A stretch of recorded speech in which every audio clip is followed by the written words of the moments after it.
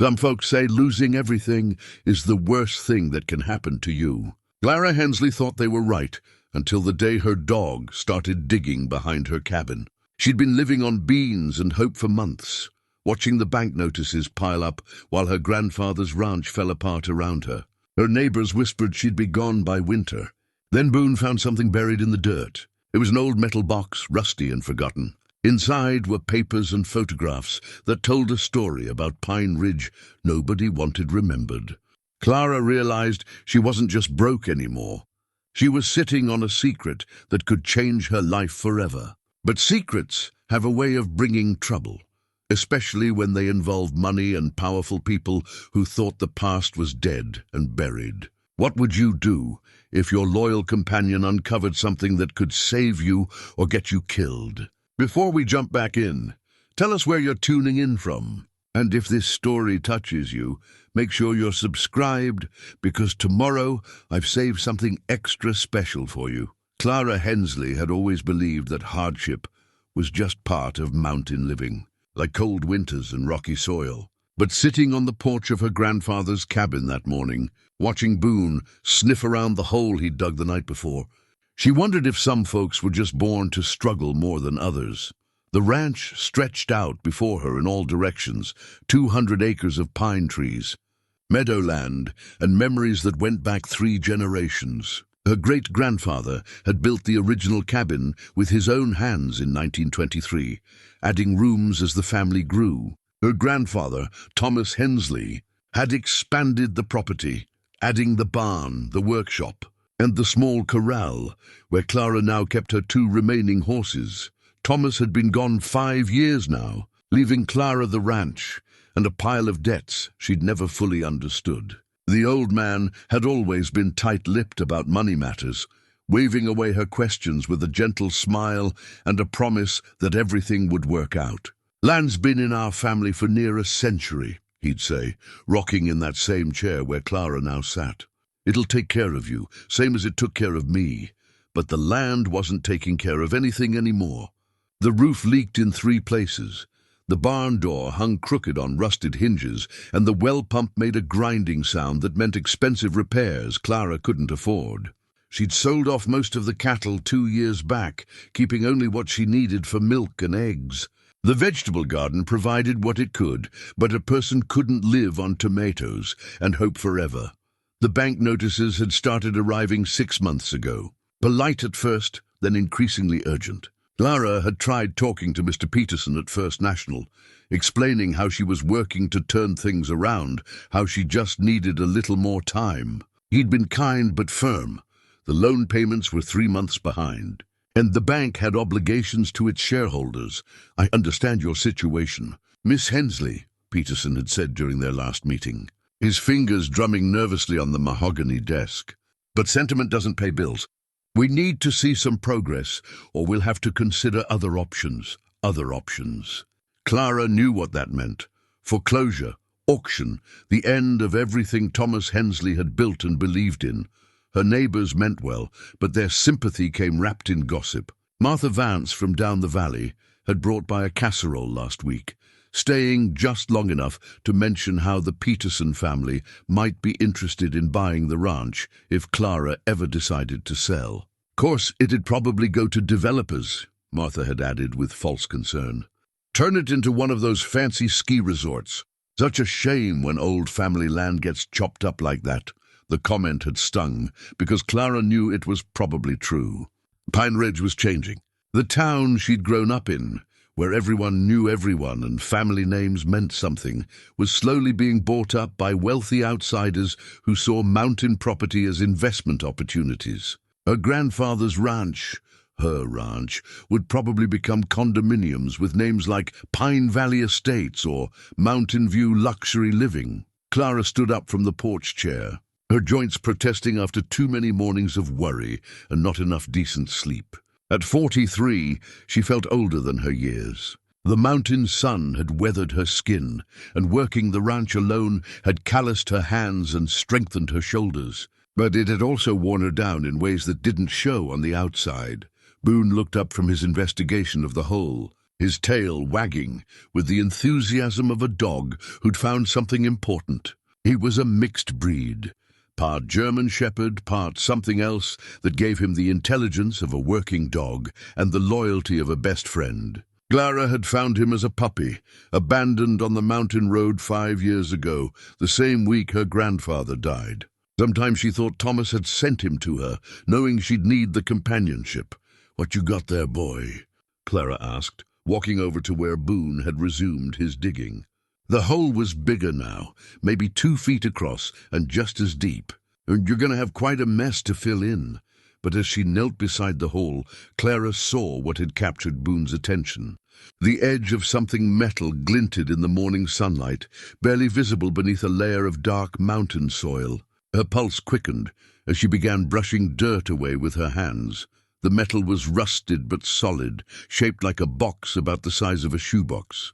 Clara's fingers found the edges, and she worked carefully, not wanting to damage whatever her grandfather, because who else could have buried it here, had hidden behind the cabin. It took 20 minutes to free the box completely. Clara sat back on her heels, breathing hard, staring at the object that had been waiting in the earth all these years. The metal was painted green originally, though rust had claimed most of the color. A simple latch held it closed, corroded but still functional. Clara glanced around instinctively, though the nearest neighbor was 2 miles away. The box felt heavy in her hands, substantial. Whatever was inside had been important enough to bury and hide, important enough to keep secret for however many years it had been underground. Back on the porch, Clara set the box on the small wooden table her grandfather had built for morning coffee. Her hands shook slightly as she worked the latch open. The hinges protested with a sound like a sigh, and then the box was open. Inside, wrapped in what had once been oiled cloth, were papers. Lots of them. Photographs, documents, letters, all carefully preserved against moisture and time. Clara lifted out the first item, a black and white photograph that showed her grandfather as a young man, standing next to a woman Clara didn't recognize. They were both smiling, and Thomas looked happy in a way Clara had never seen in her lifetime. Beneath the photographs were official-looking documents, deeds, surveys, letters with government letterheads. Clara's heart raced as she began to understand that these weren't just family keepsakes. These were important papers, the kind that people kept in safe deposit boxes or fireproof safes. At the bottom of the box was a leather-bound journal, smaller than a diary, but thick with entries. Clara opened it carefully, recognizing her grandfather's careful handwriting on the first page.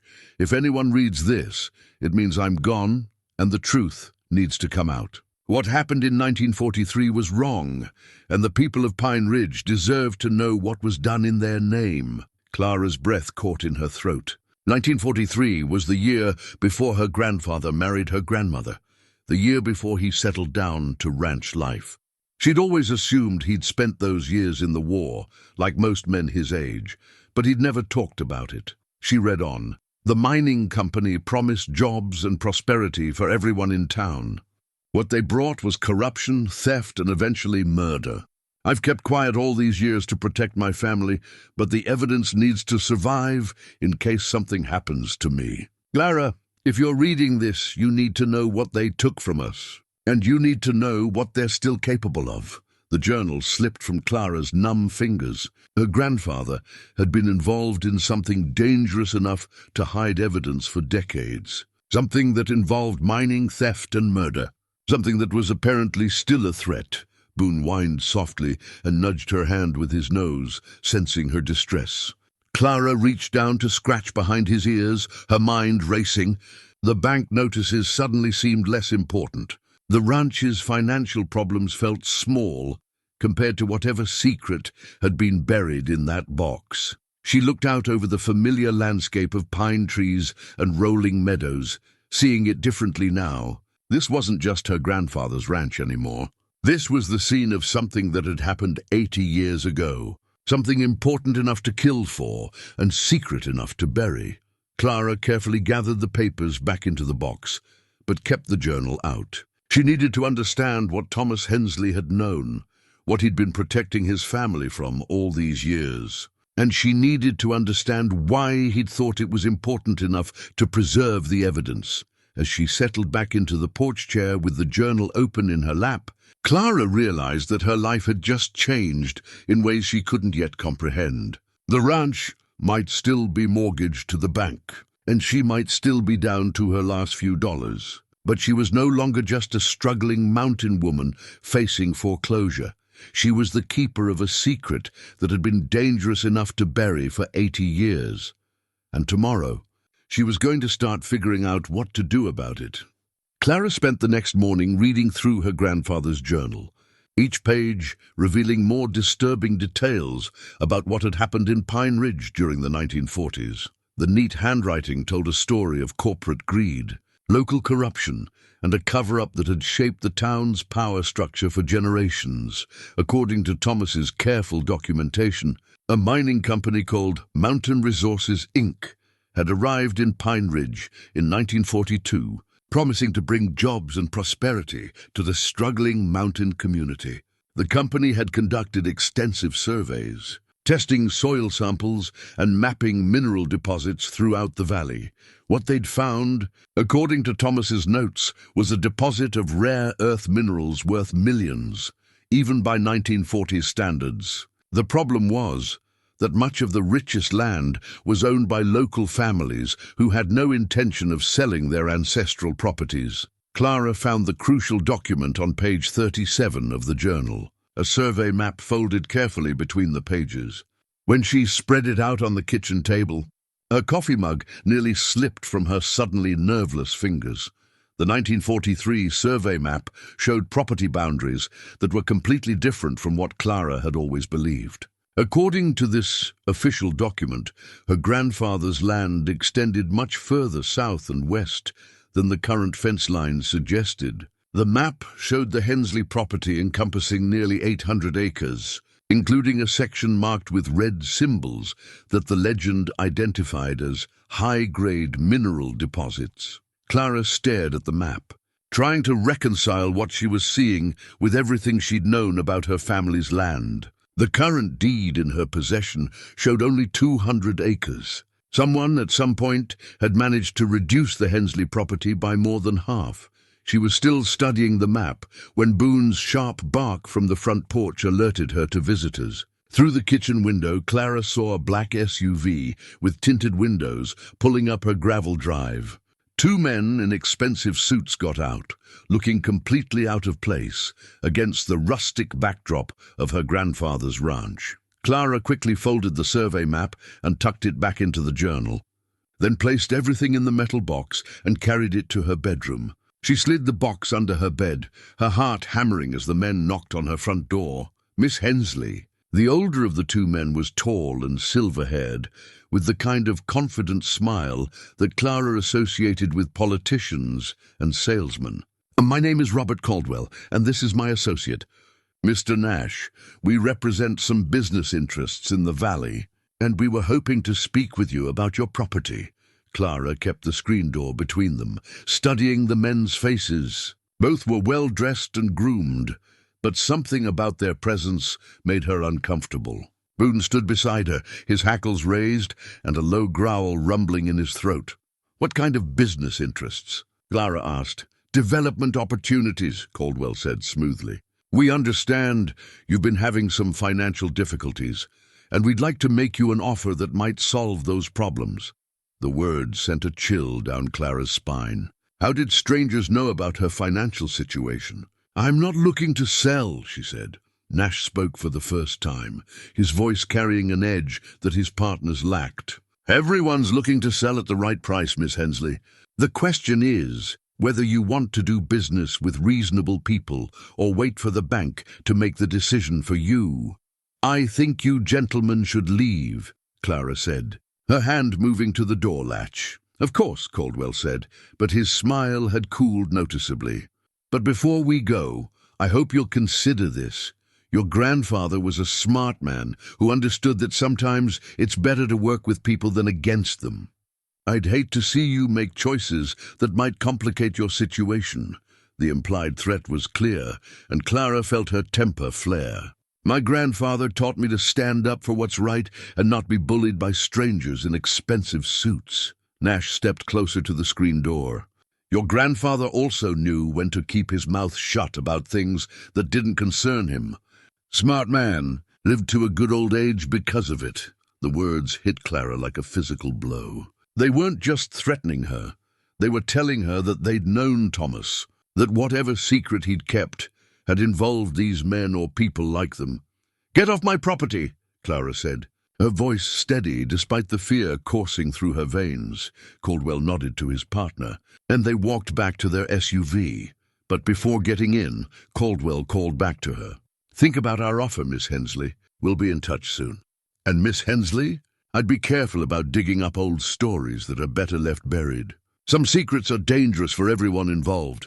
Clara watched the SUV disappear down her drive, her hands shaking with anger and fear. The men's visit couldn't be a coincidence, not the day after she'd discovered her grandfather's hidden evidence. Someone knew about the box, or at least suspected that Thomas might have left behind information that could cause problems. She retrieved the box from under her bed and resumed reading the journal, now with a desperate urgency. If these men were connected to whatever had happened in 1943, she needed to understand exactly what she was dealing with. The journal revealed that Thomas hadn't just been a witness to the mining company's activities, he'd been secretly documenting everything. He'd taken photographs, copied documents, and recorded conversations. According to his notes, Mountain Resources, Inc. had systematically cheated local landowners out of their properties through a combination of forged documents, bribery, and intimidation. The most damning entry was dated December 15th, 1943. "They killed Henry Morrison today. Made it look like an accident. His truck went off the road coming back from town. But Henry had been asking too many questions about the survey reports, and yesterday he told me he was going to the state authorities. Now he's dead, and his widow's talking about selling the farm. This has gone too far. I've hidden copies of everything in case something happens to me, too." Clara's blood ran cold. Henry Morrison, she knew that name. Morrison Road was one of the main routes through Pine Ridge, named after an early settler who died in a car accident. According to family stories passed down through generations, Henry Morrison had been one of the founding families of the town, but according to her grandfather's journal, Henry Morrison had been murdered for trying to expose the mining company's fraud. Clara spent the rest of the day cross-referencing the documents in the box with her grandfather's journal entries. Slowly, a picture emerged of a conspiracy that had robbed multiple families of their rightful property and potentially murdered anyone who threatened to expose the truth. By evening, Clara had identified at least 6 families who had lost significant portions of their land during the 1940s under suspicious circumstances. The pattern was always the same: mysterious accidents, sudden financial problems, or unexplained decisions to sell valuable property for far below market value. Most disturbing of all, the journal suggested that the conspiracy hadn't ended in the 1940s. Thomas had continued making entries well into the 1990s, documenting how the stolen land had been developed and sold, generating enormous profits for the same families who had orchestrated the original fraud. As Clara prepared for bed, she realized that the visit from Caldwell and Nash had changed everything. The secret wasn't buried safely in the past. It was alive and dangerous, and people were still willing to kill to protect it. She moved the metal box to a new hiding place in the root cellar beneath the kitchen, then checked all the doors and windows twice before settling down for what she knew would be a sleepless night. Outside, Boone patrolled the perimeter of the property, his senses alert for any sign of danger. Clara had never been more grateful for his protective instincts, and as she lay in bed listening to the familiar sounds of the mountain night, she wondered if her grandfather had felt this same combination of fear and determination when he first uncovered the truth about Pine Ridge. Tomorrow, she would have to decide what to do with the information she'd inherited. The easy choice would be to rebury the box and try to forget what she'd learned. But Clara knew that wasn't really an option anymore. The men in the SUV had made it clear that the secret was already out, and her only choices were to fight or to be destroyed. Clara woke before dawn, her sleep broken by dreams of men in dark suits and her grandfather's warnings echoing through mountain mist. She'd made a decision sometime during the restless night. She wouldn't be intimidated into silence. But she also wouldn't be reckless with information that had already cost at least one man his life. The first step was verification. Clara needed to know if the documents in her grandfather's box were authentic before she could decide how to use them. That meant a trip to the county courthouse in Pine Ridge, where property records going back to the town's founding were kept in the basement archives. She loaded Boone into her aging pickup truck, grateful for his solid presence beside her on the bench seat.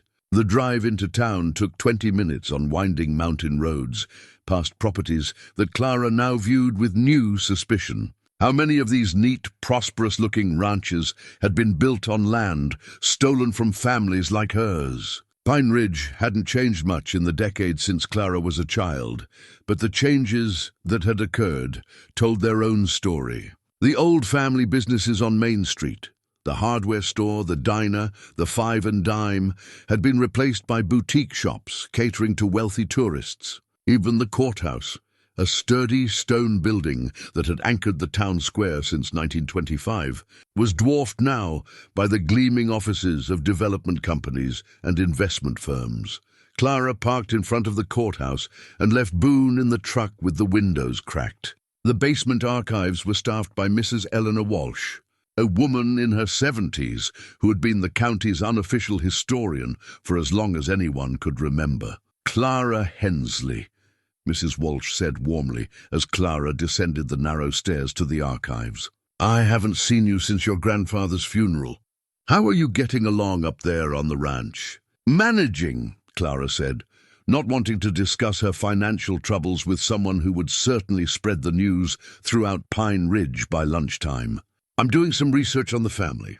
Property, trying to understand the history of our land. Ownership?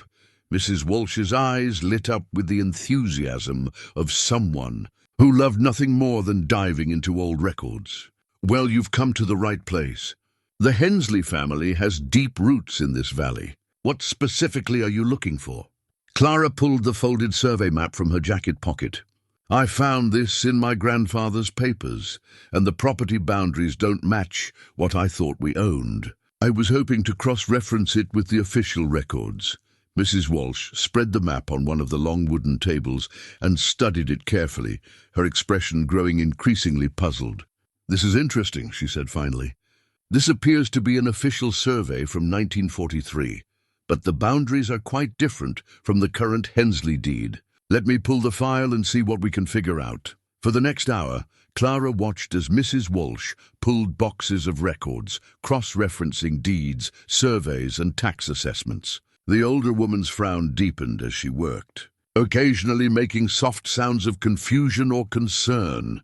Clara, Mrs. Walsh said finally, I think you need to see this. She had spread out several documents on the table, the original Hensley deed from 1923, Clara's current deed, and a series of amendments and transfers dated between 1943 and 1945.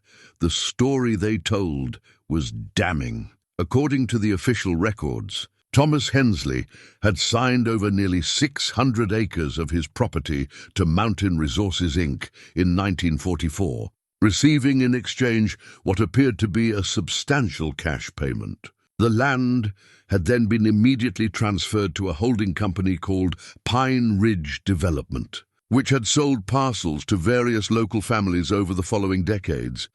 But this doesn't make sense, Clara said, staring at the documents. My grandfather never mentioned selling any land. And look at this signature. It doesn't look like his handwriting at all. Mrs. Walsh leaned in closer, examining the signature with a magnifying glass. You know, now that you mention it, this does look different from other Thomas Hensley signatures in our files. But these documents were notarized and filed properly. It would be very difficult to forge something this complete. Difficult, but not impossible. Clara asked. Well, no, Mrs. Walsh admitted reluctantly, especially during the 1940s when record-keeping wasn't as sophisticated as it is now. But Clara, you have to understand, if these documents are fraudulent, it would mean someone committed a very serious crime. And it would have taken significant resources and connections to pull off something this elaborate. Clara felt a chill run down her spine. She was beginning to understand the true scope of what her grandfather had discovered. This wasn't just about one family losing some land. It was about a systematic conspiracy to steal property from multiple families, using forged documents and corrupted officials. From her jacket, Clara pulled out one of the letters she'd found in the metal box. It was correspondence between Mountain Resources, Inc. and someone with the initials RC discussing the Morrison problem and the need to accelerate the acquisition timeline. Mrs. Walsh, Clara said carefully, do you remember anything about Henry Morrison? The man Morrison Road is named after. The older woman's expression grew somber. Oh yes, poor Henry. Such a tragic accident. He was driving back from the state capitol when his truck went off the road near Devil's Curve. That was in late 1943, I believe. His widow sold their farm shortly after. Too many memories, people said. Did anyone ever question the circumstances of the accident? Mrs. Walsh looked surprised by the question. Question them? No, why would they? It was a terrible tragedy. But Devil's Curve has always been dangerous, especially in winter conditions. Why do you ask? Clara showed her the letter. Mrs. Walsh read it twice, her face growing pale. Clara, where did you get this? From my grandfather's papers. There are others, lots of them. I think Henry Morrison was murdered because he was asking questions about the land deals. Mrs. Walsh sank into her chair, the letter trembling in her hands. This is very serious, Clara. If what you're suggesting is true, then some of the most respected families in Pine Ridge built their fortunes on stolen land and murder. I think that's exactly what happened, Clara said. The question is, what should I do about it? Before Mrs. Walsh could answer, they heard footsteps on the stairs leading to the basement archives. Both women looked up as Robert Caldwell appeared, his expensive suit incongruous in the dusty records room. Miss Hensley, he said with his politician's smile, what a pleasant surprise. Doing a little family research? Clara quickly gathered the documents on the table, but she wasn't fast enough to hide everything from Caldwell's sharp eyes. His gaze lingered on the 1943 survey map before returning to Clara's face. Actually, Clara said, standing up and stuffing papers back into her jacket, I was just finishing up. Mrs. Walsh, Caldwell said smoothly, I hope you don't mind if I borrow Miss Hensley for a moment. There's something I'd like to discuss with her. The older woman looked between them nervously. Of course, Mr. Caldwell. Clara, the records will be here whenever you want to continue your research. Clara followed Caldwell up the stairs and out into the bright autumn sunshine, her mind racing. How had he known to find her here? Had someone been watching her? Miss Hensley, Caldwell said once they were alone on the courthouse steps, I hope you'll forgive my directness, but I'm concerned about the direction your research is taking you. I don't know what you mean, Clara said, though her voice sounded unconvincing even to her own ears. I think you do, Caldwell replied. You're looking into old records, asking questions about ancient history that's better left undisturbed. That's the kind of behavior that can cause problems for everyone involved. Clara felt her temper rising. Are you threatening me, Mr. Caldwell? Not at all, he said, his tone remaining pleasant. I'm trying to help you understand that some stories from the past are complicated, and digging them up can hurt innocent people who had nothing to do with whatever may or may not have happened decades ago. Innocent people, Clara repeated, like the families who lost their land. Caldwell's smile faltered slightly. Miss Hensley, I'm going to give you some free advice. Your grandfather was a smart man who lived a long, peaceful life because he understood that some battles aren't worth fighting. I strongly suggest you follow his example. With that, he walked away, leaving Clara standing on the courthouse steps with her heart pounding and her resolve strengthening. If Caldwell thought his veiled threats would intimidate her into silence, he had seriously underestimated the stubbornness that 3 generations of Hensley men had bred into the family line. Clara returned to her truck, where Boone greeted her with anxious whines. As she drove home, she realized that her grandfather's secret was bigger and more dangerous than she'd initially understood. But she also realized that she was no longer alone in knowing the truth. Mrs. Walsh had seen the evidence, and Caldwell's reaction had confirmed that the conspiracy was very much alive. Back at the ranch, Clara spent the evening making copies of the most important documents from the metal box. If something happened to the originals, at least the evidence would survive. As she worked by lamplight in her kitchen, she felt her grandfather's presence strongly, as if Thomas Hensley was finally able to share the burden he'd carried alone for so many years. Clara spent a restless night making plans. The evidence she'd found proved that her family had been cheated out of hundreds of acres of valuable land, but she needed more than historical documents to reclaim what was rightfully hers. She needed to understand who currently owned the stolen property and what legal options might be available to her. The next morning brought an unexpected visitor. Clara was feeding her chickens when a small sedan pulled up her drive, driven by a middle-aged woman with graying hair and wire-rimmed glasses. Clara didn't recognize her, but the woman's professional appearance suggested she wasn't a neighbor dropping by for coffee. "Miss Hensley," the woman called out as she stepped from her car. "My name is Janet Murphy. I'm an attorney with the State Historical Preservation Office. Mrs. Walsh at the courthouse said you might have some documents I'd be interested in seeing." Clara felt a spike of both hope and apprehension. Mrs. Walsh had apparently taken their conversation seriously enough to contact state authorities, which meant Clara's investigation was now official. But it also meant that more people knew about the evidence, increasing the danger to everyone involved. "What kind of documents?" Clara asked cautiously. "Records relating to land transfers in the 1940s, Murphy said. Mrs. Walsh mentioned there might be irregularities in some of the property deeds from that period. Clara invited Murphy into her kitchen, where she'd kept the metal box hidden beneath a loose floorboard. As the attorney examined the documents, her expression grew increasingly grave. "Miss Hensley," Murphy said finally, "if these documents are authentic, they represent evidence of a significant criminal conspiracy. This deed amendment in particular appears to be completely fraudulent." She held up a document Clara hadn't paid much attention to before. A formal amendment to the original Hensley deed, dated March 15, 1944, that transferred mineral rights on the property to Mountain Resources, Inc. for the nominal sum of $1. "My grandfather would never have signed away mineral rights for $1, Clara said. "He wasn't a fool.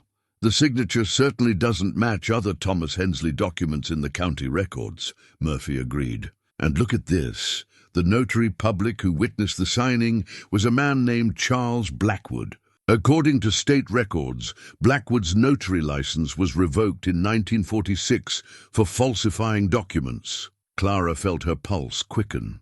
"So this proves the documents were forged?" "It strongly suggests it," Murphy said carefully. "But, Miss Hensley, you need to understand what you're dealing with. If this conspiracy involved forged deeds and corrupt officials, then it also involved people with significant power and resources. People who might still have that power today." "You mean the Caldwell family?" Clara said. Murphy looked surprised.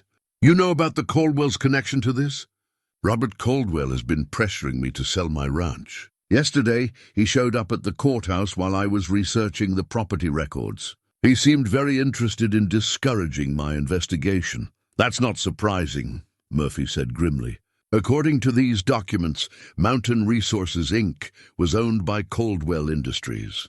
The land your family lost in the 1940s was eventually developed into some of the most valuable commercial and residential properties in Pine Ridge. The Caldwell family's current wealth is largely built on those developments." Clara stared at the attorney, the full scope of the conspiracy finally becoming clear. So Robert Caldwell is the descendant of the people who stole my grandfather's land. It appears so. And Miss Hensley, there's something else you should know. Charles Blackwood, the corrupt notary who witnessed these fraudulent deeds, his grandson, is currently the mayor of Pine Ridge. The news hit Clara like a physical blow. Mayor James Blackwood was considered one of Pine Ridge's most respected citizens, a pillar of the community who'd served 3 terms and was widely expected to run for state office. If he was the grandson of a man involved in the original conspiracy, then the corruption ran even deeper than Clara had imagined. "What are my legal options?" Clara asked.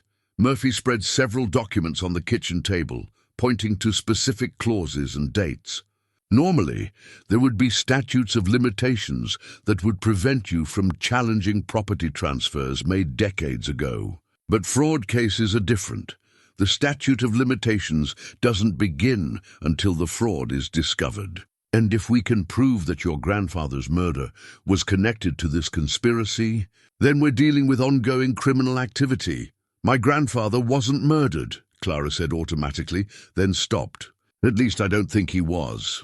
According to his journal entries, Thomas Hensley believed his life was in danger because of what he knew about the land fraud. He died in 2018 of what appeared to be natural causes, but the timing was convenient for the people who wanted this secret to stay buried. Clara felt a chill of horror. She'd been at her grandfather's bedside when he died, had watched him struggle with what the doctor said was heart failure. But Thomas had been healthy for his age, active on the ranch until just weeks before his death. "You think they killed him too?" Clara said quietly. "I think it's possible," Murphy admitted. "Miss Hensley, I need to be honest with you about the risks you're facing. If you pursue this case, you'll be challenging some of the most powerful people in the county. They have resources, connections, and apparently a history of eliminating problems through whatever means necessary." Clara looked out her kitchen window at the land her great-grandfather had claimed, the property that 3 generations of Hensley men had worked and loved. Somewhere out there, hidden beneath pine trees and mountain meadows, were mineral deposits worth millions of dollars, wealth that should have secured her family's future instead of enriching the people who'd stolen it. "What would I need to do to file a legal challenge?" Clara asked. Murphy pulled out a legal pad and began making notes. "First, we'd need to have the documents authenticated by forensic experts. Then we'd file a civil suit challenging the validity of the land transfers and seeking restoration of your rightful property. At the same time, we'd need to present evidence of the fraud to criminal prosecutors. How long would that take?" "Years, probably, and it would be expensive. The Caldwells and their allies will hire the best lawyers money can buy, and they'll fight every step of the way." Clara thought about her empty bank account and the foreclosure notices piling up on her kitchen counter. Even if she won the lawsuit eventually, she didn't have the resources to fight a prolonged legal battle. "There might be another option," Murphy said, as if reading Clara's thoughts. "If we can get the state attorney general interested in this case, they might pursue it as a criminal matter. That would take the financial burden off you and put the full resources of the state behind the investigation. What would that require?" "More evidence. Proof that the conspiracy is ongoing, that current crimes are being committed to cover up the historical fraud. And we'd need someone with direct knowledge willing to testify." Clara knew what Murphy was really saying. They needed someone from inside the conspiracy to break ranks and tell the truth. That seemed unlikely, given how much the perpetrators had to lose. As Murphy prepared to leave, she handed Clara a business card and a legal document. "This is a retainer agreement," she explained. "If you decide to move forward with legal action, this will officially make me your attorney and protect our conversations under attorney-client privilege." Clara signed the document without hesitation. Whatever happened next, she needed professional legal help to navigate the dangerous waters she was entering.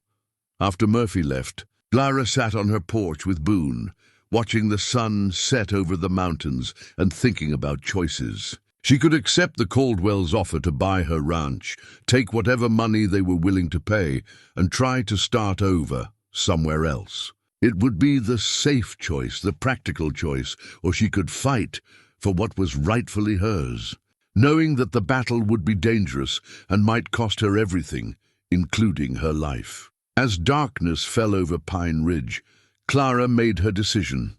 Her grandfather had spent 80 years keeping the secret to protect his family. Now it was time to tell the truth, whatever the consequences might be. 3 days after Janet Murphy's visit, Clara discovered she was being watched. She first noticed the black pickup truck parked on the ridge overlooking her ranch while she was hanging laundry behind the cabin. The truck was too far away for her to see the driver clearly, but it stayed in position for over an hour before disappearing down the mountain road. The next morning, the same truck was parked near the mailbox at the end of her drive. When Clara walked out to collect her mail, the truck drove away, but not before she caught a glimpse of the license plate. She memorized the numbers and called Janet Murphy. "That's concerning," Murphy said when Clara reported the surveillance. "Have you noticed anything else unusual? Phone calls? Strangers asking questions about you in town?" Clara hadn't thought to pay attention before, but now that Murphy mentioned it, she realized that her recent trips to town had felt different. People she'd known for years seemed uncomfortable around her. Conversations stopped when she approached, and the cashier at the grocery store had been oddly formal instead of friendly. "I think word is getting around that I'm asking questions about the old land deals." Clara said, "That's probably intentional," Murphy replied. "They want you to feel isolated and pressured. It's a classic intimidation tactic." That afternoon, Clara received an unexpected call from her mortgage banker, Mr. Peterson. His usually professional tone carried an edge of urgency that made Clara's stomach clench. "Miss Hensley, I'm afraid we need to discuss your account status. The bank has received some information that suggests your property may be involved in legal disputes that could affect its value as collateral." "What kind of information?" Clara asked, though she already suspected the answer. "I'm not at liberty to discuss specifics, but we're going to need immediate payment of your overdue balance to avoid foreclosure proceedings." "I'm sorry, but the board has decided we can't extend any more deadline extensions." Clara felt her world tilting. "Mr. Peterson, you know I don't have that kind of money. What happened to working together to find a solution?" "I'm truly sorry, Miss Hensley, but my hands are tied. You have 72 hours to bring the account current, or we'll have to begin the foreclosure process." After Peterson hung up, Clara sat in her kitchen staring at the wall, trying to process what had just happened. The bank had been patient with her for months, working with her to defer payments and avoid foreclosure. Now suddenly they wanted immediate payment in full. Just days after her meeting with Janet Murphy became public knowledge. The message was clear: drop the investigation or lose everything. Clara called Murphy back and explained what had happened. The attorney's response confirmed Clara's suspicions. "The Caldwells have significant influence at First National Bank," Murphy said. "Robert Caldwell sits on the board of directors. This is retaliation for your decision to pursue the land fraud case. Can they do that legally?" "Unfortunately, yes. As long as they follow proper foreclosure procedures, banks have broad discretion in managing their loan portfolios." "But Clara, this actually helps our case. It shows that the conspiracy is ongoing.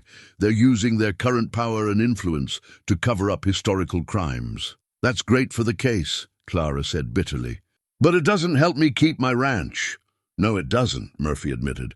"But I may have found something that does." Murphy explained that she'd been digging deeper into the historical records, looking for additional evidence of the 1940s conspiracy. What she'd found was a document that could change everything: the original testimony of a man named Walter Pike, who had witnessed Henry Morrison's murder. Pike was a hunting guide who happened to be in the woods near Devil's Curve the night Morrison died, Murphy said. According to his statement, Morrison's truck didn't go off the road accidentally. It was forced off by another vehicle. Pike saw 2 men search Morrison's truck and remove a briefcase before leaving the scene. "Why didn't Pike go to the police?" Clara asked. "He did, but his statement was buried." The sheriff at the time was a man named Deputy Theodore Caldwell, Robert Caldwell's grandfather. The statement was filed but never investigated, and Pike left Pine Ridge shortly after giving it. Clara felt a surge of excitement mixed with fear. Is Pike still alive? No, he died in 1987, but his grandson, Daniel Pike, still lives in Montana. I contacted him yesterday, and he says his grandfather told him the whole story before he died. Daniel is willing to testify about what his grandfather witnessed. The testimony of Walter Pike's grandson would provide crucial evidence linking the historical conspiracy to the Morrison murder. Combined with the forged documents Clara had found, it might be enough to convince prosecutors to take the case seriously. But that same afternoon, Clara discovered that her enemies weren't waiting for legal proceedings to resolve the matter. She was working in the barn when Boone began barking frantically outside. Clara looked through the barn window and saw smoke rising from the direction of her cabin. She ran outside to find her front porch engulfed in flames, the fire spreading quickly toward the wooden walls of the house. Clara grabbed the garden hose and began fighting the blaze, but the flames were spreading too fast. Within minutes, the entire front of the cabin was burning, and Clara realized she was going to lose everything her grandfather had built. Then, she heard the sound of sirens approaching. The volunteer fire department arrived just in time to save the main structure. Though the porch was completely destroyed and the front room suffered significant smoke and water damage, Fire Chief Tom Bradley, a man Clara had known since childhood, examined the scene with obvious suspicion. Clara, I hate to say this, but this fire was deliberately set. Someone poured accelerant on your porch and lit it. Any idea who might have done such a thing? Clara asked, though she already knew the answer. Bradley shook his head grimly. I've got to ask, have you been having any trouble with anyone lately? Any disputes or threats? Clara looked around at her damaged home, thinking about the metal box hidden in the root cellar and the dangerous secret it contained. She could tell Bradley about the Caldwells, about the intimidation and surveillance, but she knew that would only escalate the situation. No specific threats, she said carefully. But I've been asking some questions about old land deals that apparently make some people uncomfortable. Bradley nodded as if he'd expected that answer. Clara, I'm going to file a report with the sheriff's department, but I want you to be extra careful. Whoever did this might try again. That night, Clara stayed in the barn with Boone, neither of them willing to sleep in the smoke-damaged cabin. As she lay on a pile of horse blankets, staring up at the barn rafters, Clara realized that the situation had moved beyond intimidation. Someone had tried to burn down her house, and if she'd been inside when the fire started, they might have succeeded in killing her. The next morning brought another unwelcome surprise. Clara found a note tucked under her truck's windshield wiper. Stop digging, or the next fire won't be an accident. You have 24 hours to accept our offer and leave Pine Ridge. This is your final warning. Clara read the note twice, then carefully folded it and put it in her pocket. She had 24 hours to decide whether to fight or run. But as she looked around at the ranch her great-grandfather had carved out of the wilderness, the land her grandfather had died protecting, she realized the decision had already been made. She wasn't going anywhere. Clara spent her 24-hour deadline doing something her enemies probably didn't expect. She went on the offensive. Instead of waiting for the next threat or attack, she decided to gather as much evidence as possible and make it public before they could stop her. Her first stop was a meeting with Daniel Pike, Walter's grandson, who had agreed to drive down from Montana to meet with her and Janet Murphy. They met at a diner in the neighboring county, far enough from Pine Ridge to avoid immediate surveillance. Daniel Pike was a weathered man in his 60s, with the careful demeanor of someone who'd learned not to trust easily. He carried a worn leather briefcase that contained copies of his grandfather's original statement and several photographs, taken at the scene of Morrison's supposed accident. My grandfather never got over what he saw that night, Daniel said, spreading the documents on the diner table. He said Morrison was murdered in cold blood, and the men who did it were never held accountable. Grandpa Walter spent the rest of his life looking over his shoulder, afraid they'd come after him next. The photographs were grainy, but clear enough to show tire tracks in the mud near Devil's Curve that suggested Morrison's truck had been pushed off the road. More importantly, they showed the briefcase Morrison had been carrying, the same briefcase Walter Pike had seen removed from the wreckage. "Do you know what was in the briefcase?" Clara asked. Grandpa said Morrison told him he had evidence that would expose the whole conspiracy, documents proving the land deals were fraudulent, maybe even recordings of conversations with the conspirators. Whatever it was, the men who killed him took it. Murphy examined the photographs with a magnifying glass. These could be crucial evidence if we can authenticate them and establish a proper chain of custody.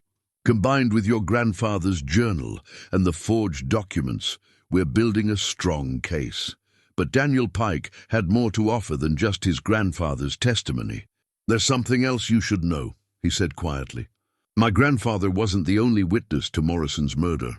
There was a woman, a secretary who worked for the county government, who saw the men who killed Morrison meeting with officials at the courthouse the next day." Clara felt her pulse quicken. "Is she still alive?" "Her daughter is.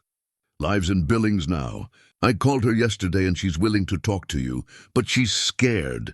Her mother made her promise never to tell anyone what she knew, but she thinks enough time has passed that the truth should come out."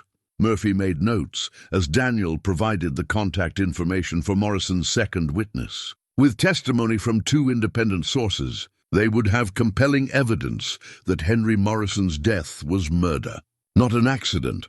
After Daniel left to drive back to Montana, Clara and Murphy drove to Billings to meet with the second witness. Margaret Stone was an elderly woman living in a modest apartment, but her memory of events from 1943 was sharp and detailed.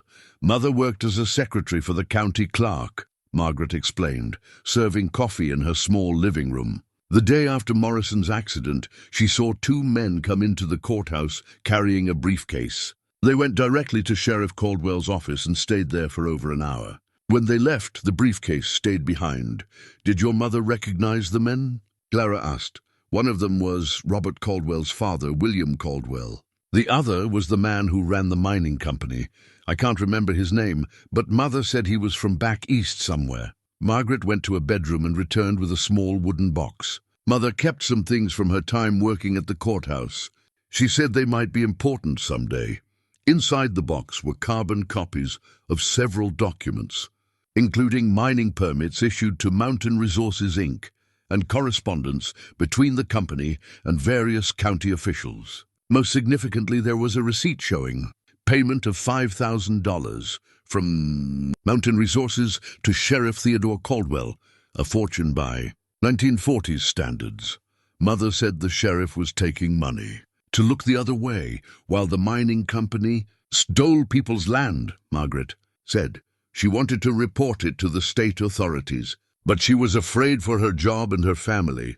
Clara studied the receipt, her hands trembling with excitement and anger. This was direct evidence of corruption at the highest levels of county government. Proof that the conspiracy had involved not just mining company officials, but law enforcement as well. Murphy photographed all the documents and had Margaret sign a sworn statement describing what her mother had witnessed. With testimony from three independent witnesses, Walter Pike, his grandson Daniel, and Margaret Stone, they now had enough evidence to prove that Henry Morrison's murder had been part of a larger conspiracy involving land fraud and official corruption. But Clara's satisfaction at gathering evidence was tempered by growing paranoia about her safety. On the drive back to Pine Ridge, she noticed the same black pickup truck that had been surveilling her ranch following them at a distance. When Murphy pulled into a gas station to test whether they were being followed, the truck continued past, but Clara caught a glimpse of the driver, a man she didn't recognize, wearing dark sunglasses and a baseball cap. "We need to assume they know about our investigation," Murphy said as they filled the gas tank. "And if they're desperate enough to burn your house, they might escalate to more direct violence." Clara nodded grimly. She'd been thinking the same thing, which was why she'd made a decision that morning she hadn't told Murphy about yet. "I'm going to take the evidence public," Clara said. "If I wait for the legal system to work, they might kill me first." But if the story is already out there, killing me won't stop the investigation. Murphy looked alarmed. Clara, that's extremely dangerous. If you go public without proper legal protection, you'll be completely exposed. I'm already completely exposed, Clara replied. At least this way, the truth gets told. That evening, Clara called the investigative reporter for the regional newspaper, a woman named Sarah Chen, who had a reputation for exposing government corruption. Clara arranged to meet her the next morning at a location far from Pine Ridge, bringing copies of all the evidence she'd gathered. As Clara prepared for bed in the barn, she still didn't trust the smoke-damaged cabin. She felt a mixture of fear and determination that reminded her of her grandfather's journal entries. Thomas Hensley had spent decades living with the knowledge that murderers had gotten away with their crimes. Clara wasn't going to spend the rest of her life looking over her shoulder, afraid to tell the truth. Tomorrow, she would hand over the evidence to a reporter who could make it public. After that, there would be no going back. The conspiracy that had controlled Pine Ridge for 80 years was about to be exposed, and Clara suspected that some very powerful people would do anything to stop her. But she also knew she wasn't facing this alone anymore. Janet Murphy was building a legal case. Daniel Pike and Margaret Stone were willing to testify, and soon the whole world would know what really happened to Henry Morrison and the families who lost their land. Clara fell asleep to the sound of Boone patrolling the perimeter of the barn, his low growls indicating that someone was watching the ranch again. Let them watch, Clara thought. Tomorrow everyone would be watching. Clara met Sarah Chen at sunrise in a truck stop parking lot 30 miles from Pine Ridge. The investigative reporter was younger than Clara had expected, probably in her 30s. But her reputation for exposing corruption was well established throughout the region. Clara handed over copies of all the evidence she'd gathered, the forged documents, witness testimonies, photographs, and her grandfather's journal. Chen examined everything methodically, asking detailed questions and taking notes on her laptop. "This is explosive," Chen said finally. "If everything checks out, this story could bring down some of the most powerful families in the county. But Clara, I have to ask, why are you coming forward now? Your grandfather kept this secret for decades." "Because they're not going to let me live in peace," Clara replied. "They've made it clear that I either sell my land and keep quiet, or they'll destroy me." "I'd rather go down fighting," Chen nodded grimly. "I'll need a few days to verify the documents and contact the other witnesses for confirmation. Can you stay safe that long?"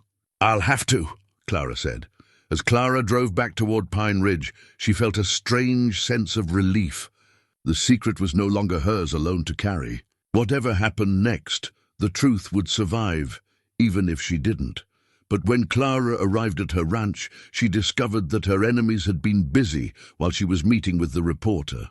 Her mailbox had been destroyed, apparently hit by a vehicle traveling at high speed. More disturbing, someone had cut her phone lines and disabled the cell tower booster that gave her property its only reliable connection to the outside world. Clara was now completely isolated. She was examining the damaged phone lines when Boone began barking furiously, alerting her to visitors. A convoy of vehicles was approaching down her drive. 2 black SUVs and a sheriff's department cruiser, all moving slowly and deliberately. Clara's heart raced as she recognized the occupants. Robert Caldwell stepped out of the lead SUV, accompanied by his associate Nash, and 2 men Clara didn't recognize. Sheriff Mike Rodriguez emerged from the patrol car, his expression grim and apologetic. "Miss Hensley," Sheriff Rodriguez called out, "I need to speak with you about some allegations that have been made." Clara walked toward the vehicles, keeping Boone close beside her. "What kind of allegations?" "Theft of county property," Caldwell said smoothly. "We have evidence that you've been removing historical documents from the courthouse archives without authorization." Clara felt a surge of anger.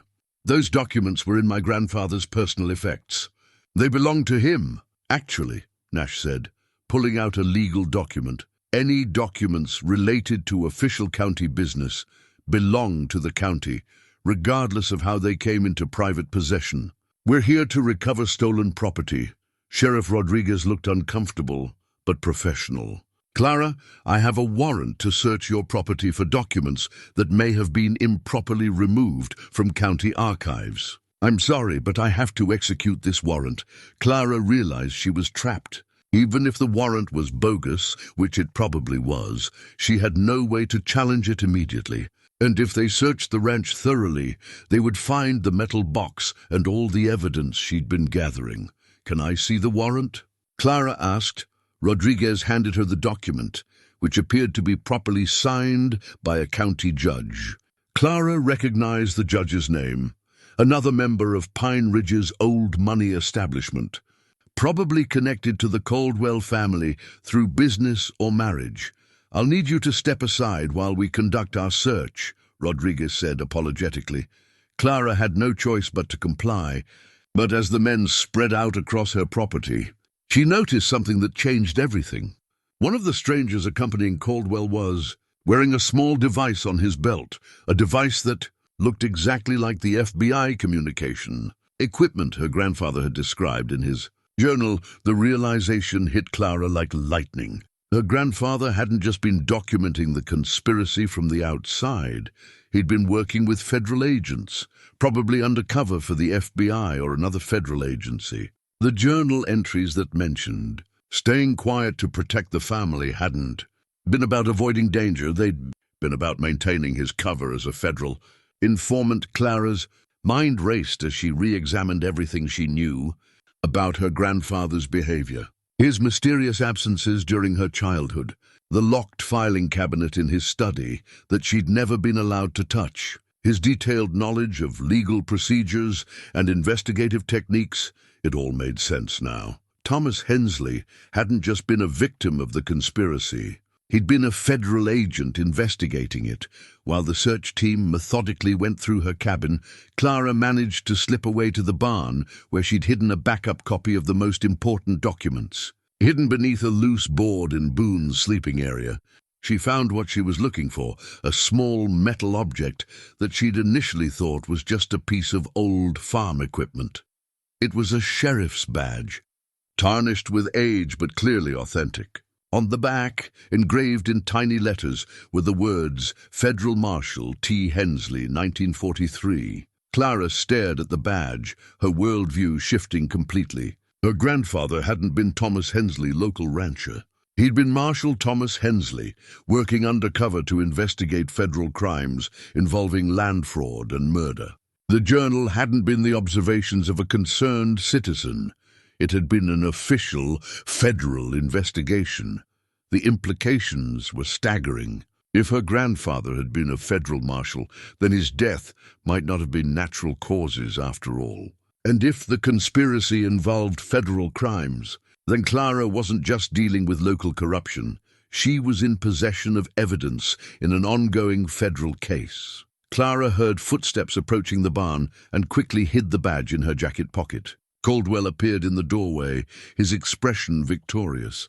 Miss Hensley, we've recovered several boxes of county documents from your property. You'll need to come with us to the courthouse to answer some questions about how you acquired them. Am I under arrest? Clara asked. Not yet, Caldwell said with his cold smile. But that depends on how cooperative you are. Clara knew she had no choice but to go with them, but she also knew that the badge in her pocket changed everything. Her grandfather hadn't just been a victim or a witness.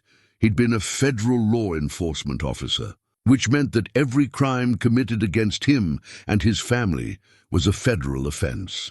And it meant that somewhere in the federal system, there were people who knew the truth about Pine Ridge and had been waiting 80 years for someone to uncover the evidence. As Clara was escorted to one of the SUVs, she caught Caldwell's eye and smiled. You know, she said conversationally, my grandfather always told me that the truth has a way of coming out eventually. I think he was right. Caldwell's expression faltered slightly, and Clara knew he sensed that something had changed. He just didn't know what yet, but Clara knew. The game had completely changed, and her grandfather's final gift to her wasn't just evidence of a conspiracy. It was proof that the federal government had been investigating that conspiracy for 8 decades. The war for Pine Ridge was about to become a much bigger battle than anyone had imagined. Clara was taken to the Pine Ridge courthouse, but instead of being questioned about the documents, she was placed in a holding cell in the basement. Sheriff Rodriguez seemed genuinely uncomfortable with the situation, but he followed Caldwell's instructions without protest. "I'm sorry about this, Clara," he said as he locked the cell door, "but I've got orders to hold you until the county attorney decides whether to file charges." Clara knew that orders meant pressure from powerful people who wanted her silenced. But she also knew something they didn't. Hidden in her jacket pocket was evidence that could destroy the conspiracy once and for all. She waited until Rodriguez left, then carefully examined the badge she'd found in the barn. On closer inspection, she noticed something else engraved on the back, a phone number with a Washington, D.C. area code. So faded it was almost invisible. Clara realized this must be the emergency contact her. Grandfather had mentioned in his journal a way to reach federal authorities if his cover was blown or if something happened to him. The question was whether the number was still active after all these years. 2 hours later, Janet Murphy arrived at the courthouse, demanding to see her client. Clara could hear Murphy's raised voice echoing through the building as she argued with courthouse officials about Clara's detention without charges. Finally, Sheriff Rodriguez brought Murphy down to the holding cells. The attorney looked furious and professional, carrying a briefcase full of legal documents. "Clara, they can't hold you indefinitely without charging you with a crime," Murphy said through the cell bars. "I'm filing a writ of habeas corpus and demanding your immediate release." "Janet," Clara said quietly, "I found something at the ranch. Something that changes everything." Clara discreetly showed Murphy the federal marshal's badge, explaining what she'd discovered about her grandfather's true identity. Murphy's expression shifted from anger to amazement as she realized the implications. "Clara, if your grandfather was a federal marshal investigating this conspiracy, then everything we've uncovered is evidence in a federal case. We need to contact the FBI immediately." "I think I know how," Clara said, showing Murphy the faded phone number on the badge. Murphy copied down the number, then leaned closer to the cell bars. "I'm going to call this number as soon as I get somewhere private. But Clara, you need to be prepared for what might happen next. If this conspiracy has been under federal investigation for 80 years, then there are people in Washington who know exactly what's been happening in Pine Ridge." After Murphy left, Clara was alone with her thoughts and her growing understanding of the situation she'd stumbled into. Her grandfather's journal entries made more sense now. His references to staying in character and maintaining operational security weren't the paranoid rambling of a frightened man, but the careful notes of an experienced federal agent. Thomas Hensley had spent decades building his cover as a simple rancher while secretly documenting federal crimes. His death in 2018 had probably been time to prevent him from testifying or turning over evidence to his federal handlers. Clara's contemplation was interrupted by the arrival of a visitor she hadn't expected, Mayor James Blackwood, the grandson of the corrupt notary who had witnessed the forged documents in the 1940s. Blackwood was a smooth politician in his 50s, with silver hair and the kind of confident demeanor that won elections. But Clara could see nervous energy beneath his polished exterior as he sat down across from her in the small interview room where Rodriguez had brought her. "Miss Hensley," Blackwood said, "I think there's been a misunderstanding that we can clear up very quickly." "What kind of misunderstanding?" Clara asked. "You seem to believe that some historical irregularities in property records represent ongoing criminal activity," Blackwood said carefully. "But what you've uncovered are old disputes that were settled decades ago through proper legal channels." Clara studied the mayor's face, looking for signs of the fear she knew he must be feeling. "Settled through forged documents and murder?" Blackwood's composure slipped slightly. "Miss Hensley, you're making very serious accusations based on incomplete information. The people you're accusing are pillars of this community, with reputations built over generations of honest business and public service." Like your grandfather? Clara asked. The question hit home. Blackwood leaned forward, his voice dropping to a whisper. My grandfather made mistakes, Miss Hensley. He was a young man who got caught up in things he didn't fully understand. But that was 80 years ago. The sins of the past don't justify destroying innocent people in the present. Clara realized that Blackwood was offering her a deal. Drop the investigation and everyone could pretend the past didn't matter. It was probably the same offer that had been made to other families who had discovered uncomfortable truths about Pine Ridge's history. What about Henry Morrison? Clara asked. What about my grandfather? Both men lived full lives and died of natural causes, Blackwood said firmly. There's no evidence to suggest otherwise. My grandfather was a federal marshal investigating your family's crimes, Clara said, watching Blackwood's face go pale. His death wasn't natural, and you know it. Blackwood stood up abruptly, his political mask finally slipping completely. Miss Hensley, you're playing with forces you don't understand. The people you're accusing have resources and connections that reach far beyond Pine Ridge. They've protected their interests for generations, and they're not going to let one stubborn woman destroy everything they've built. Maybe not, Clara said calmly. But they're going to have to explain their actions to the FBI. The FBI? Blackwood laughed, but there was no humor in the sound. Miss Hensley, who do you think has been protecting this conspiracy for 80 years? Local sheriff's deputies? Small-town mayors? This operation has had federal protection from the beginning. Clara felt a chill of fear as she realized what Blackwood was implying. If the conspiracy included federal officials, then contacting the FBI might not provide the protection she'd hoped for. It might actually make her more vulnerable. But before she could respond, the interview room door opened and Sheriff Rodriguez entered, looking grim. Mr. Mayor, you need to come with me. We have a situation. Blackwood left without another word, and Clara was returned to her cell to wait and worry. The conversation had revealed that the conspiracy was even more dangerous than she'd imagined, with tentacles reaching into federal law enforcement agencies.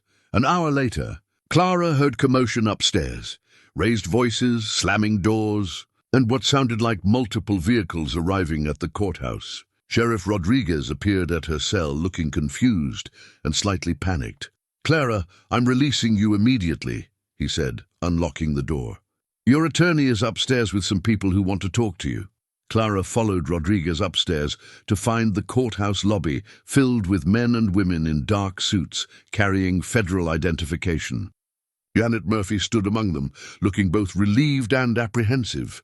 Clara, Murphy said, these agents are from the FBI's Public Corruption Unit. They've been waiting a long time to talk to someone with access to your grandfather's evidence. The lead agent was a woman in her 40s named Special Agent Sarah Martinez. She approached Clara with the bearing of someone accustomed to command and the serious expression of someone dealing with life and death matters. Miss Hensley, Martinez said, your attorney contacted us using a number that hasn't been called in 23 years. That number was Marshal Thomas Hensley's emergency contact with the Bureau. We've been waiting for someone from his family to come forward with the evidence he gathered during his decades-long undercover operation. Clara felt a mixture of relief and apprehension. The federal government knew about the conspiracy and was apparently ready to act on it. But she also remembered Mayor Blackwood's warning about federal protection for the conspiracy. Agent Martinez, Clara said carefully, how do I know you're really here to help and not to protect the people who've been committing these crimes? Martinez smiled grimly. Because, Miss Hensley, your grandfather's investigation identified corrupt federal officials as well as local conspirators. We've spent the past 25 years cleaning house and waiting for the right moment to move. Your discovery of Marshal Hensley's evidence is that moment. Clara looked around the courthouse lobby at the assembled federal agents, realizing that her grandfather's long game was finally paying off. Thomas Hensley had spent 80 years building a case that would destroy the conspiracy from the top down, and now Clara was going to help him finish what he'd started. Agent Martinez escorted Clara to a secure conference room in the courthouse where she could examine her grandfather's evidence under federal protection. The room was equipped with recording equipment and staffed by forensic specialists who immediately began authenticating the documents Clara had preserved. "Miss Hensley," Martinez said as they settled around the conference table, "before we proceed, I need to explain what your grandfather was really doing for the past 8 decades. Martinez opened a thick federal case file labeled Operation Pine Ridge and spread several photographs on the table. Clara recognized her grandfather in several of the photos, but he looked different, younger, more serious, wearing the uniform of a federal marshal. Thomas Hensley was recruited by the Bureau of Investigation, the FBI's predecessor, in 1942, Martinez explained. We had received reports of large-scale land fraud in several western states, often connected to mining operations and involving corrupt local officials. Your grandfather was sent to Pine Ridge undercover to document the conspiracy and identify all the participants." Clara studied the photographs, seeing her grandfather as she'd never known him. "Why did the investigation take so long?" "Because the conspiracy was much larger than we initially realized," Martinez replied. "It involved not just local officials, but federal politicians, judges, and even some bureau personnel. Your grandfather discovered that several agents sent to investigate the land fraud had been compromised or killed. He had to be extremely careful to avoid the same fate." Martinez pulled out another document, a letter dated 2017, written in her grandfather's handwriting. "This is Marshal Hensley's final report to the Bureau. He suspected his cover was blown and that his life was in danger. He requested immediate extraction and federal protection for his granddaughter, you." Clara felt tears welling up as she read her grandfather's words expressing his love for her and his fear that she would become a target once the conspiracy realized what he'd uncovered. "What happened to his request?" "It was approved, but Marshal Hensley died before we could implement the protection protocols," Martinez said grimly. "We suspected at the time that his death wasn't natural, but we couldn't prove it without exposing the operation." "Until now," Clara said, "understanding the implications. Until now," Martinez confirmed, "with the evidence you've preserved and the new testimony you've gathered, we finally have enough to prosecute everyone involved, local and federal conspirators alike." Martinez activated a digital recording device and placed it on the table between them. "Clara, I need you to tell me everything that's happened since you discovered your grandfather's evidence. Every contact, every threat, every attempt at intimidation. We're going to use your experience to build the final phase of this case." Clara spent the next 2 hours recounting every detail of her investigation. From Boone's discovery of the metal box to the threats from Caldwell and Nash, the arson attack on her cabin, and Mayor Blackwood's attempt to make a deal. Martinez took detailed notes and asked specific questions about dates, times, and exact conversations.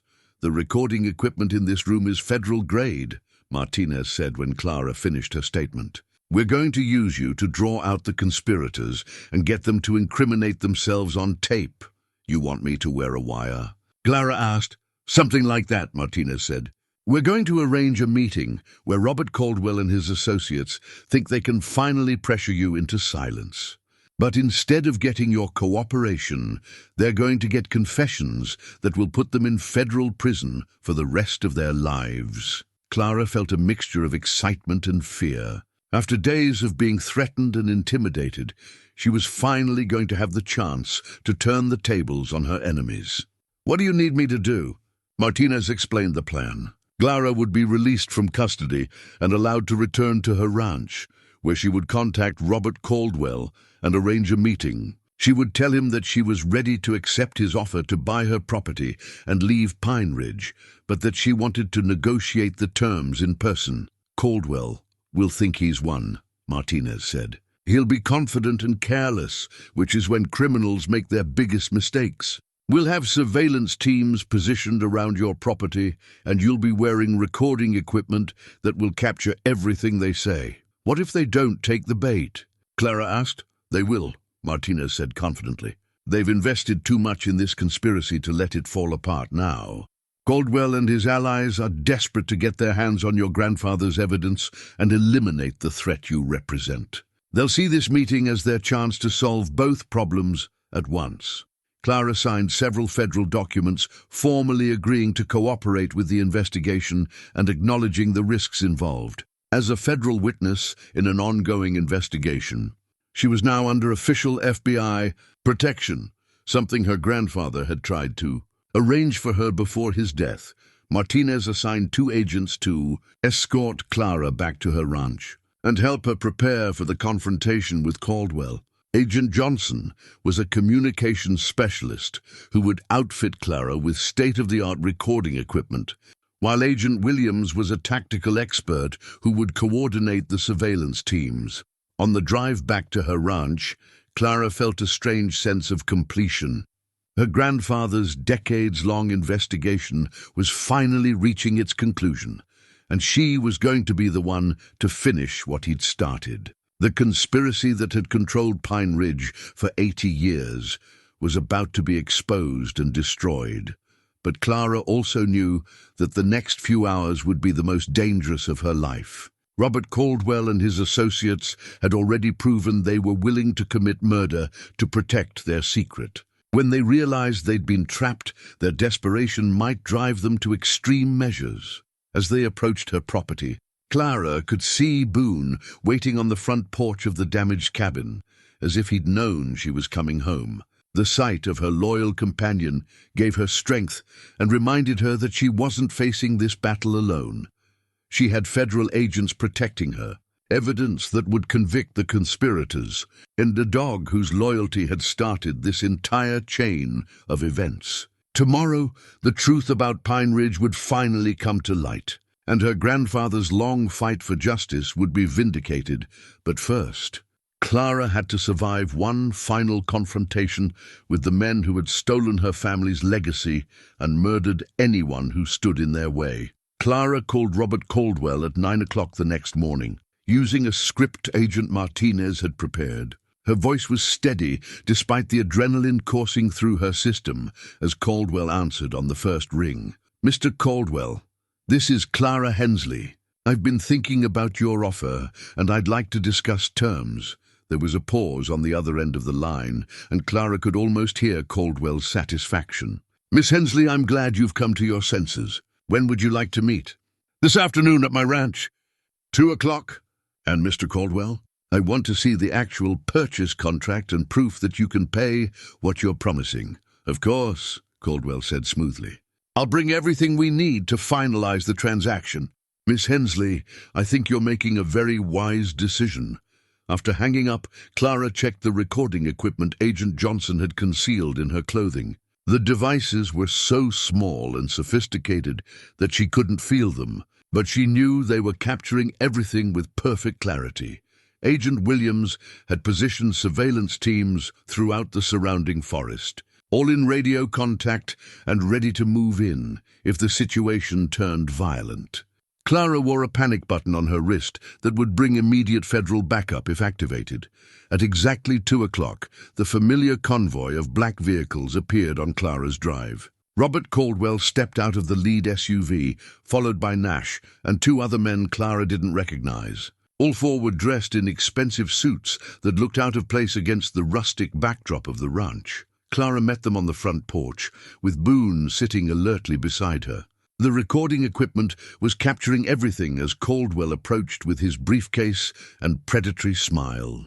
"Miss Hensley," he said, "I have to admit, I wasn't sure you'd see reason. You've caused quite a bit of trouble with your amateur investigation. I realize now that some battles aren't worth fighting," Clara said, following the script she'd rehearsed. "I just want fair compensation for my property and the chance to start over somewhere else." Caldwell opened his briefcase and pulled out a thick purchase contract. "This agreement offers you $500,000 for your property. More than generous, considering its current condition and your financial situation." Clara pretended to study the contract while the recording equipment captured every word. "This seems to cover only the 200 acres I currently own. What about the additional land shown on the 1943 survey?" Caldwell's expression hardened slightly. Miss Hensley, I thought we'd move past these historical fantasies. The survey you found has no legal validity. Your grandfather sold that land decades ago. Through forged documents? Clara asked. Through legally executed transfers that were properly recorded with the county, Nash interjected. Miss Hensley, if you're going to keep making baseless accusations, perhaps we should reconsider our generous offer. Clara could sense the tension building as the men realized she hadn't abandoned her investigation as completely as they'd hoped. She needed to push them further to get the incriminating statements Agent Martinez wanted. I found something else among my grandfather's papers, Clara said. Something that explains why he kept such detailed records of what happened in the 1940s. Caldwell leaned forward, his eyes sharp with interest and concern. What kind of something? Clara pulled out a photocopy of her grandfather's federal marshal badge, watching as all four men's faces went pale with shock and fear. Thomas Hensley was working undercover for the federal government, Clara said.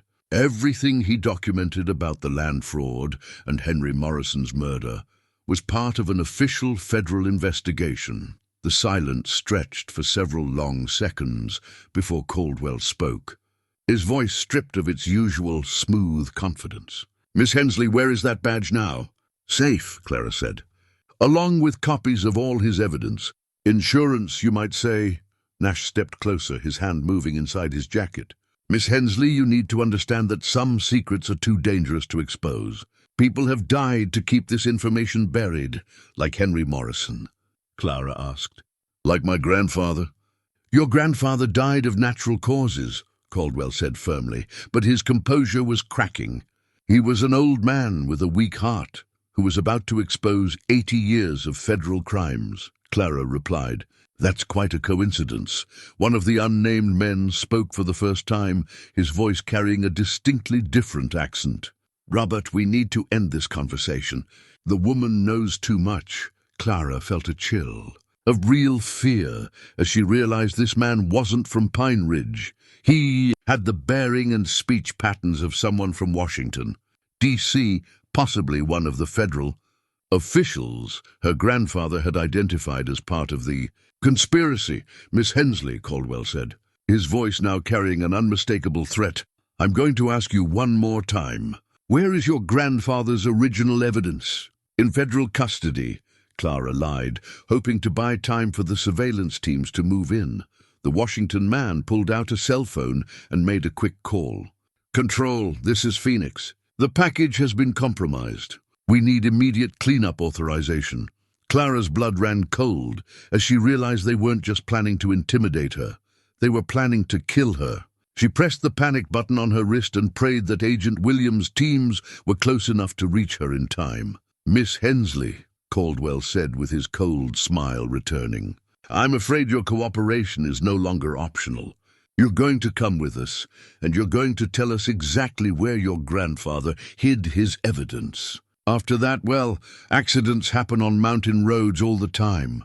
Boone sensed the change in atmosphere and rose to his feet with a low growl, positioning himself between Clara and the four men.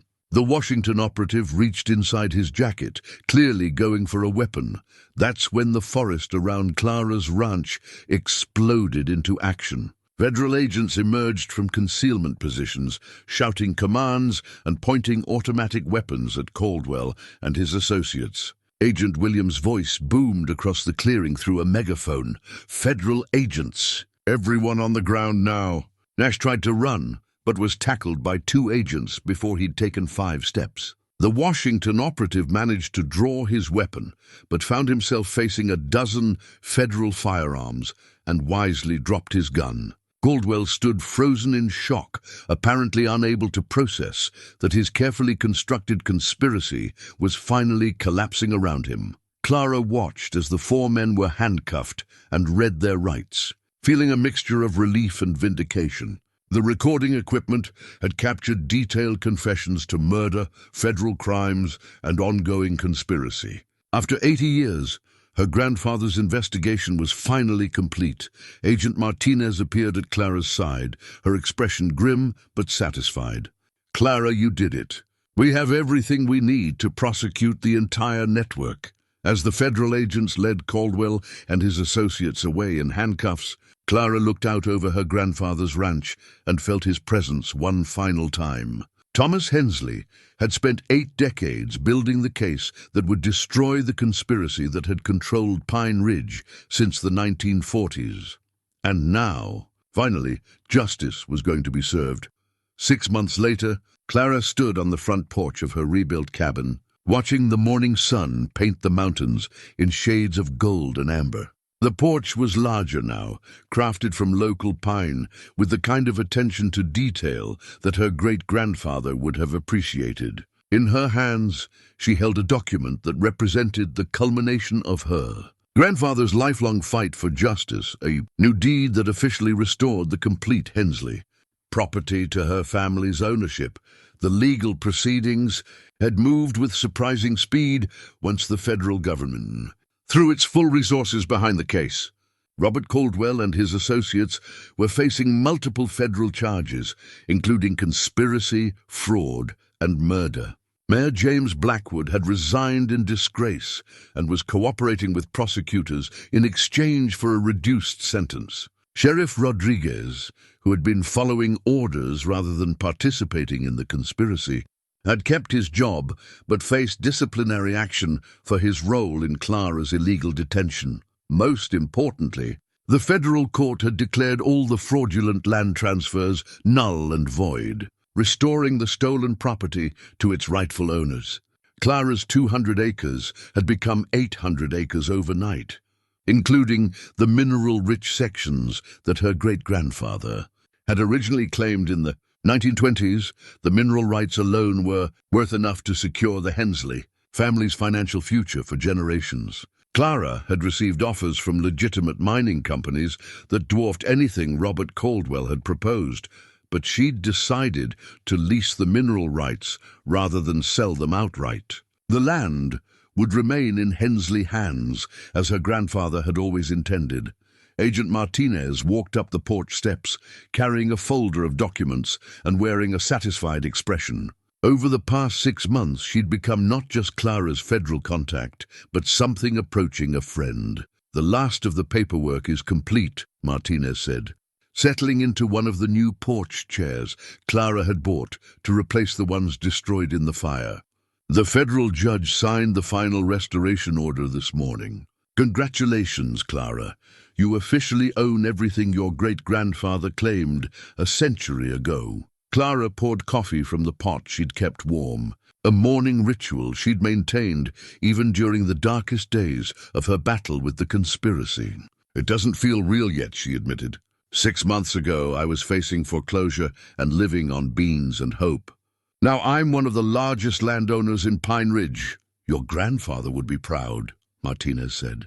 His investigation ultimately identified corrupt officials in 3 states and 2 federal agencies. The prosecutions resulting from his evidence are the largest public corruption case in the region's history. Clara looked out over the restored ranch, where new fencing marked the boundaries of her expanded property. She'd hired a crew to repair the barn and corral, and had purchased cattle to restock the pastures her grandfather had loved. The ranch was becoming what it had always been meant to be, a working mountain spread that would support future generations of the family. "What happened to the other families who lost land in the conspiracy?" Clara asked.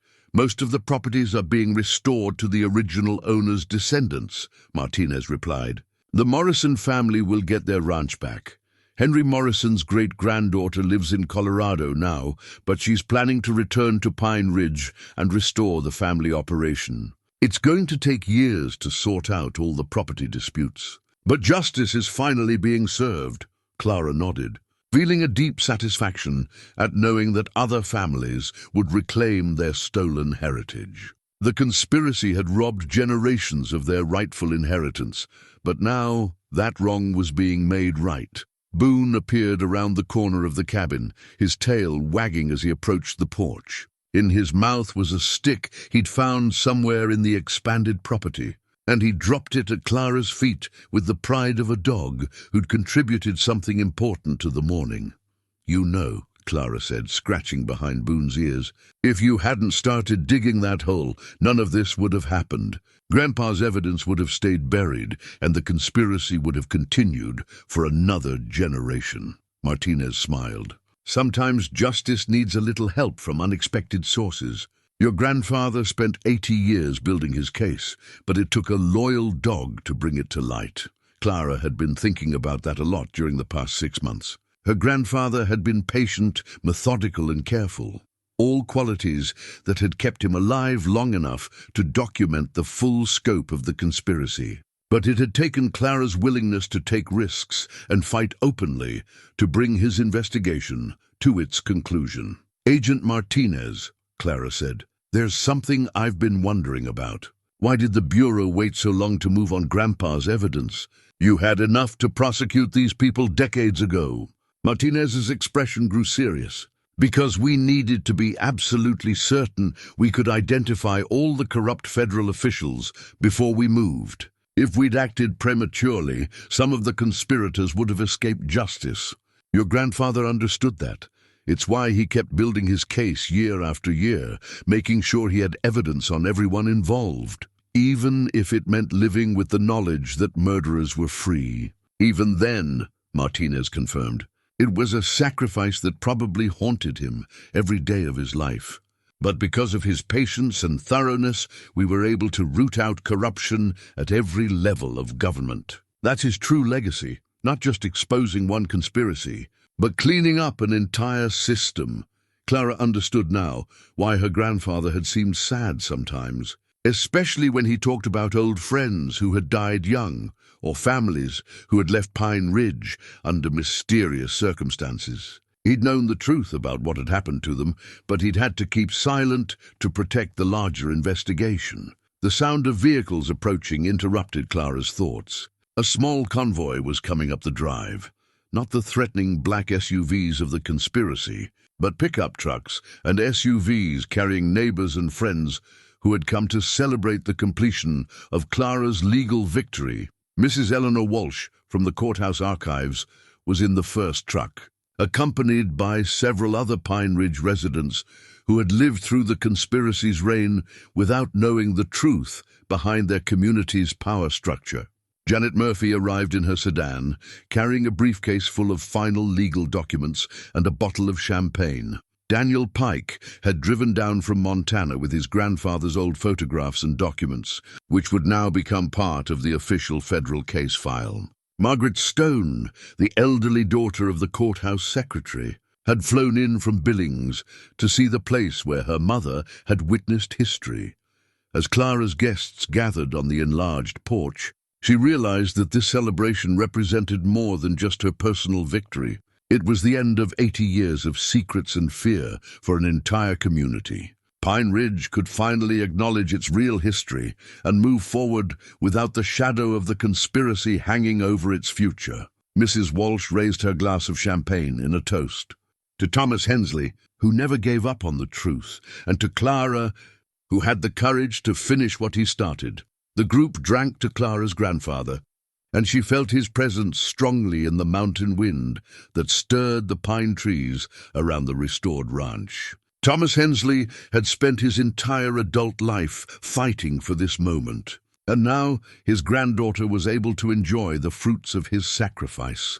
As the sun reached its zenith over Pine Ridge, Clara looked out at her expanded property with plans forming in her mind. She would restore the ranch to full operation, but she would also establish a foundation in her grandfather's memory, something that would help other families uncover and fight corruption in their own communities. The metal box that had started everything now sat in a place of honor on Clara's mantle, its contents having fulfilled their purpose after 8 decades of waiting. Beside it was her grandfather's federal marshal badge, officially returned to the family by a grateful bureau that had finally been able to complete his investigation. Boone settled at Clara's feet with a contented sigh, his work complete. He'd found the secret that changed everything, and now he could return to the simple pleasures of ranch life, chasing rabbits, guarding the property, and keeping his human companion company. Clara Hensley was no longer a desperate woman facing foreclosure and living on hope. She was the owner of one of the most valuable properties in the county, the heir to a legacy of courage and persistence, and the woman who had helped bring justice to Pine Ridge after 80 years of corruption. But most importantly, she was the keeper of her grandfather's memory and the guardian of the truth he had died protecting. The conspiracy was finally over. The criminals were facing justice, and the land her great-grandfather had claimed was secure in Hensley's hands for generations to come. As the celebration continued around her, Clara smiled and raised her own glass to the mountains that had witnessed so much history. "To family," she said quietly, "to justice, and to loyal companions who know when to start digging." The story of Clara Hensley and her dog Boone had begun with poverty and desperation, but it ended with wealth, justice, and the satisfaction of a long fight finally won. Some secrets, Clara had learned, are worth waiting 80 years to uncover.